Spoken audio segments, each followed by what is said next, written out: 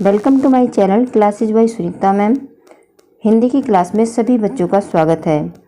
बच्चों, आज हम इस वीडियो में जानेंगे कि 14 सितंबर को हिंदी दिवस क्यों मनाया जाता है। बच्चों, आपको ज्ञात है कि हमारा देश अंग्रेज़ों का गुलाम था। हमने 15 अगस्त 1947 को स्वतंत्रता प्राप्त की और जब हमारा देश अंग्रेज़ों का गुलाम था तब यहाँ सारा सरकारी कार्य अंग्रेजी में होता था। परंतु जब अंग्रेज देश छोड़कर चले गए तब हमारे देश में समस्या आई कि किस भाषा को राष्ट्रभाषा बनाया जाए, क्योंकि भारत बहुभाषी देश है। मतलब यहाँ कई भाषाओं को बोलने वाले लोग रहते हैं। भारतीय संविधान की 8वीं अनुसूची में 22 भाषाओं को शामिल किया गया और जिसमें 3 भाषाओं को बाद में जोड़ा गया। कोंकणी, मणिपुरी, नेपाली, इन भाषाओं को 1992 में जोड़ा गया। वर्ष 1918 में गांधी जी ने हिंदी साहित्य सम्मेलन में हिंदी भाषा को राष्ट्रभाषा बनाने को कहा था।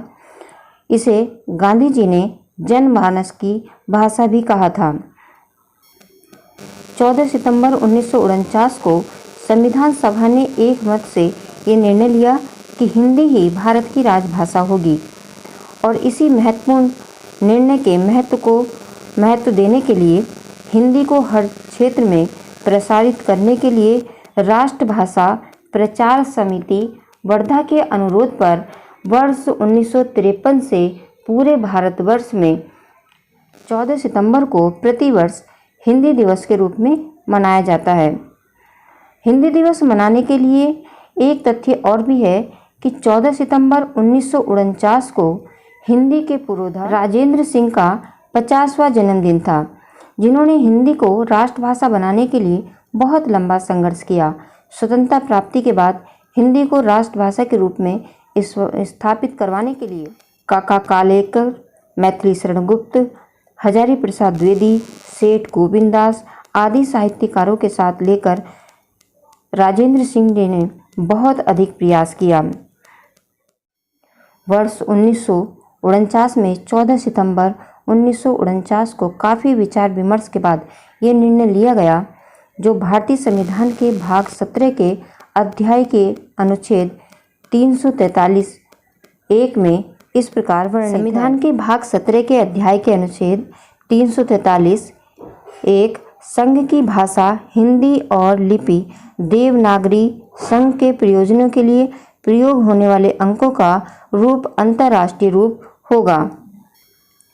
जब राष्ट्रभाषा के रूप में इसे चुना गया और लागू किया गया तो गैर हिंदी भाषी राष्ट्र के लोग इसका विरोध करने लगे और अंग्रेजी को भी राजभाषा का दर्जा देना पड़ा। इस कारण हिंदी में भी अंग्रेजी भाषा का प्रभाव पड़ने लगा। अंग्रेजी और चीनी भाषा के बाद हिंदी भाषा पूरे विश्व में तीसरी सबसे बड़ी भाषा है, लेकिन अच्छी तरह से समझने, पढ़ने, लिखने वालों की संख्या कम है।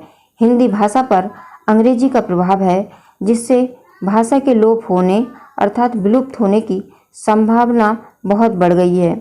इसी कारण हिंदी का ज्ञान रखने वाले, हिंदी भाषा जानने वाले, उन्हें हिंदी के प्रति अपने कर्तव्य का बोध कराने के लिए इस दिन को हिंदी दिवस के रूप में मनाया जाता है। अब आपको समझ में आ गया होगा कि 14 सितंबर को हिंदी दिवस क्यों मनाया जाता है। 14 सितंबर 1949 को हिंदी को राष्ट्रभाषा घोषित किया गया था, इसीलिए 14 सितंबर 1949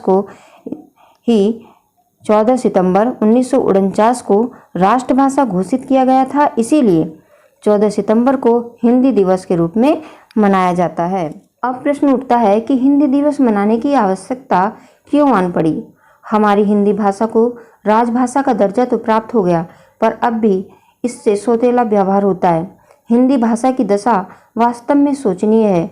धीरे धीरे हिंदी के प्रति रुचि घटती जा रही है। हर तरफ हिंदी में लिखना कम, अंग्रेजी में अधिक हो गया है।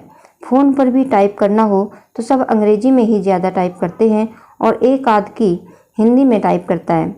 अपने भावों और विचारों को हिंदी में किसी के सामने बताया जाए तो अच्छी तरह से समझ में आ जाता है। अपनी हिंदी भाषा की उन्नति करने के लिए भारतेंदु जी ने भी अपने इस दोहे में इस प्रकार बताया है। भारतेंदु जी कहते हैं, निज भाषा उन्नति है, सब उन्नति को मूल, बिन निज भाषा ज्ञान के मिटे नहीं ये को सूल।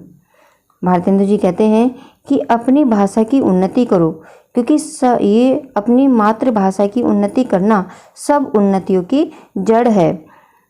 बिन निज भाषा ज्ञान के, अपनी निजी भाषा के ज्ञान के बिना अपने हृदय के कांटों को नहीं मिटाया जा सकता। इसका भाव है कि अगर हम अपने हृदय के विचारों को अपनी मातृभाषा के ज्ञान के बिना दूसरों को नहीं बता सकते, अपना दुख अपनी मातृभाषा में ही समझाया जा सकता है। इसलिए उन्होंने कहा, निज भाषा उन्नति है, सब उन्नति को मूल, बिन निज भाषा ज्ञान के मिटे नहीं ये को सूल।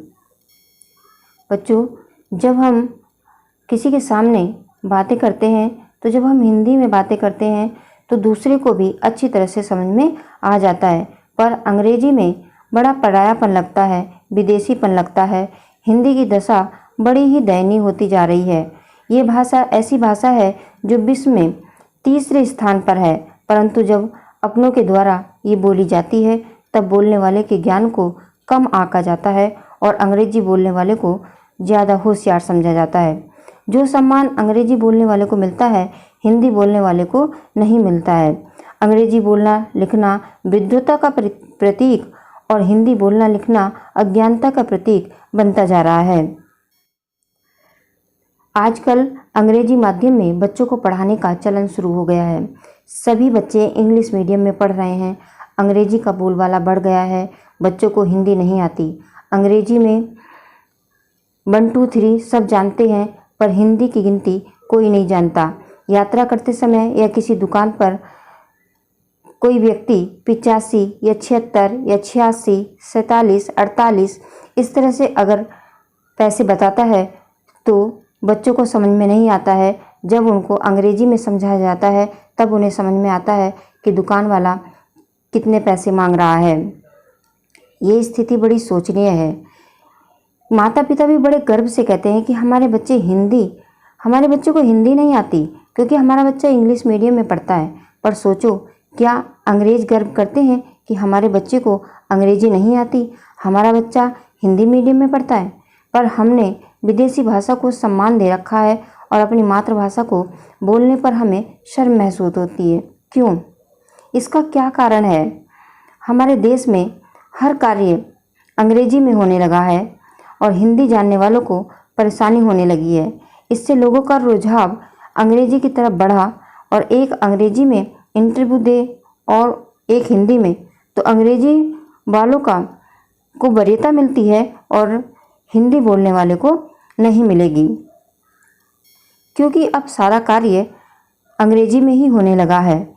सरकारी कामकाज का काम हो, कहीं पर इंटरव्यू देना हो या कहीं भी कुछ भी कार्य होता है तो जो अंग्रेजी बोलता है उसको अधिक वरीयता मिलती है, उसको अधिक सम्मान मिलता है, उसको अधिक होशियार समझा जाता है और हिंदी बोलने वाले को कम आंका जाता है कि इसका ज्ञान कम है, इसे अंग्रेजी नहीं आती है। मतलब अंग्रेजी एक मानदंड बन गया है होशियारी का, कि अगर कोई अंग्रेजी में पटर पटर बोल रहा है तो वो जो है बहुत होशियार है, और अगर कोई व्यक्ति हिंदी में बात कर रहा है तो वो पिछड़ेपन की निशानी माना जा रहा है। और अंग्रेजी में बोलना विकास की निशानी बन गया है। और इसीलिए 14 सितंबर को सबको हिंदी की याद आती है और एक दिन हिंदी दिवस मनाने के लिए रखा गया है। बड़ी शोचनीय स्थिति है बच्चों कि जो हमारी मातृभाषा है उसको याद करने के लिए हमें एक दिन रखना पड़ा कि आज चलो अपनी मातृभाषा को याद किया जाए। और सबसे कहा जाता है कि सब हिंदी में काम करो, हिंदी को आगे बढ़ाओ, हिंदी का विकास करो, लेकिन ये एक पखवाड़ा मात्र बन के रह जाता है और फिर पूरे साल सब भूल जाते हैं। किसी को हिंदी की याद नहीं आती। फिर साल आता है, फिर साल आने के बाद फिर से सबको हिंदी की याद आती है और फिर हिंदी पर कार्य करने की शपथ खाई जाती है, लेकिन सब फिर से भूल जाते हैं। ये बड़ी स्थिति है हिंदी की, बहुत ही शोचनीय स्थिति है कि हिंदी संस्कृत की तरह कहीं कोमा में न चली जाए, और इसके लिए हमें हिंदी का सम्मान करना होगा। अधिक से अधिक कार्य हिंदी में हो। स्कूल कॉलेज में सारे कार्य हिंदी में किए जाएं। सरकारी कार्यालयों में भी हिंदी को अपनाया जाए। पर सबसे पहले दिलों से ये वहम निकाला जाए कि अंग्रेजी बोलने वाला व्यक्ति ही ज्ञानी विद्वान होता है, हिंदी बोलने वाला लिखने वाला कम ज्ञानी होता है। क्योंकि अंग्रेजी से पढ़कर बच्चे विद्वान तो बन रहे हैं पर अपने संस्कार भूल रहे हैं। क्योंकि अंग्रेजी भी हमारी पाश्चात्य भाषा है और अंग्रेजी पढ़ने वाले भी पाश्चात्य संस्कारों को स्वीकार कर रहे हैं, अपना रहे हैं और अपने भारतीय संस्कारों को छोड़ रहे हैं।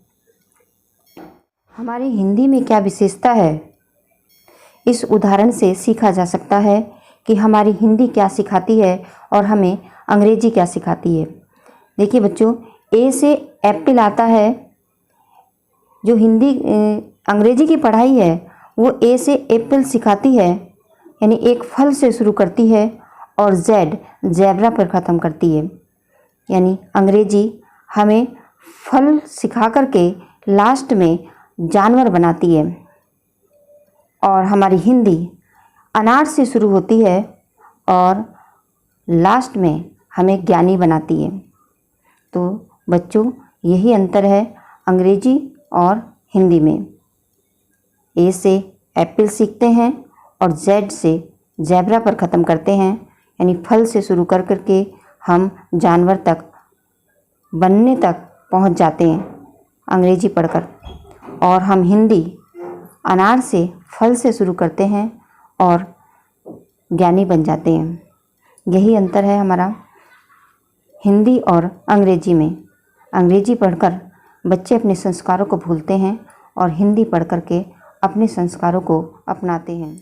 तो आज हिंदी दिवस पर मैं इतना ही कहना चाहूँगी, हिंदी का सम्मान करो, हिंदी का सम्मान करो, हिंदी में सब काम करो। हिंदी का सम्मान करो, हिंदी में सब काम करो। हिंदी हमारी मातृभाषा, हिंदी हमारी मातृभाषा। हिंदी बोलने पर अभिमान करो, हिंदी बोलने पर अभिमान करो। जय हिंद, जय भारत।